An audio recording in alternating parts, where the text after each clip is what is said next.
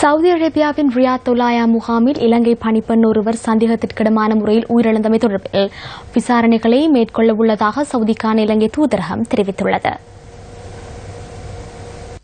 Riyadh தொலாயா முகாமின் 6ஆம் இலக்க எக்ஷிட் முகாமில் தங்கியிருந்த இலங்கை பணிப்பெண் ஒருவரை உயிரிழந்துள்ளார். ஹட்டன் மஸ்கெலியாவைச் சேர்ந்த 39 வயதான பழனியாண்டி கற்பகவள்ளி என்ற பெண்ணை இவ்வாறு உயிரிழந்துள்ளதாக தெரிவிக்கப்பட்டுள்ளது. 3 பிள்ளைகளின் தாயான குறித்த பெண் கடந்த வருடம் அக்டோபர் மாதம் கொழும்பில் உள்ள வெளிநாட்டு வேலைவாய்ப்பு முகவர் நிலையம் ஒன்றினூடாக சவுதிக்கு சென்றுள்ளார். கடந்த 31ஆம் தேதி இந்த பெண் உயிரிழந்ததை அடுத்து அந்த முகாமில் தங்கியிருந்த மற்றும் ஒருவரால் தகவலை பெற்று கலனி பகுதியில் வசிக்கும் ASM இஸ்மத் என்பவரால் நியூஸ் ஃபர்ஸ்டுக்கு அறிவிக்கப்பட்டது. குறித்த பெண் உயிரிழந்து 8 நாட்கள் கடந்துள்ள போதிலும் அதிகாரிகளூடாக குடும்பத்தினருக்கு அறிவிக்கப்படவில்லை எனவும் அவர் கூறியுள்ளார். போன மாசம் 26ஆம் தேதி எங்களுக்கு கால் எடுத்து சொன்னாங்க, இல்லாம எங்களை அடிக்கிறாங்க, தும்புக்கொட்டை கம்பளை அடிக்கிறாங்க, அம்மா கம்பியை பழுக்க வச்சு சுட போறாங்க.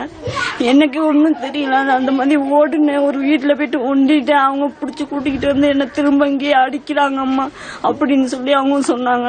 ஒலாயா முகாமில் உயிரிழந்த பழனியாண்டி கற்பகவள்ளி தொடர்பில் விசாரணைகளை முன்னெடுக்க உள்ளதாக சவுதிக்கான இலங்கை தூதுவர் அஸ்மி தாசிம் குறிப்பிட்டுள்ளார். எவ்வாறாயினும் மரணத்திற்கான சரியான பதிலை வழங்க வேண்டும் எனவும் சடலத்தை நாட்டிற்கு கொண்டுவர நடவடிக்கை எடுக்க வேண்டும் எனவும் உறவினர்கள் கோரிக்கை விடுக்கின்றனர்.